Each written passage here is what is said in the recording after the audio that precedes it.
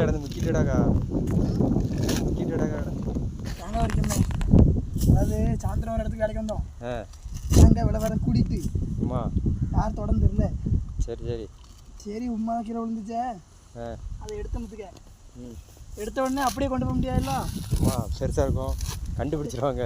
அப்படியே கொண்டு போனால் கொஸ்டின் லீக் ஆயிரும் பார்த்துக்க. கொஸ்டின் லீக் ஆகிட்டா ரொம்ப மாறிடும். மம்பட்டியில் குறிச்சிடலாண்ணே. ஆமாம் இது நிரந்தரமாக இருக்கு. தேங்காய் எடுக்கிறது பெருசு இல்லை. எடா தம்பி கொண்டு போவோம் செய்வோம் அப்படின்னு சொல்லுவா பார்த்துக்க. அரங்கில்ல பயக்கார்ட்ட நம்ம மாட்டிட்டு வச்சுக்கேன் சொன்னோம்னா அந்த பேட்டை நான் கேட்க முடியான்ட்டான். Support பண்ணோம்னாண்ணே வயக்காருக்கு support பண்ணிடுவோம்ண்ணே.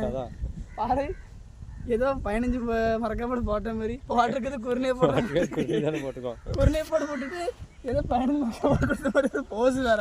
சரி உரிய ஃபுல்லா இந்த கிட்ட நெருங்கிட்டேன்.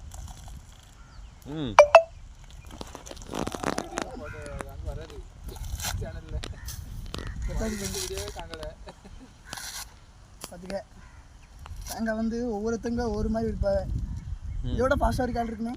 ஆமாம் அது அவங்க தொழில் இல்லை, யாரும் குறை சொல்ல முடியாது. பார்த்துக்க நம்ம தான் அப்படி விற்பேன்ட்டு.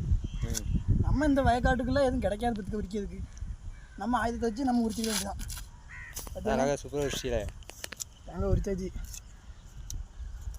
எனக்காவது கறிக்கு ஓடுமாண்ணே வீட்டுக்கு. ஆமாம் இதே 40 ரூபாய்க்கு இருக்கும். அவ்வளோ இருக்குமாண்ணே ரேட்டு பிடிச்சா தேங்காய்? தேங்காய் தான் 80 ரூபால இதான் அரை கிலோ இருக்குமேல. சரிண்ணே சரியா போட்டுறோம். பற்றியா கதையை பற்றியா முடிச்சது எவ்வளோ கஷ்டப்பட்டு. சரி வா போமே வரேன்.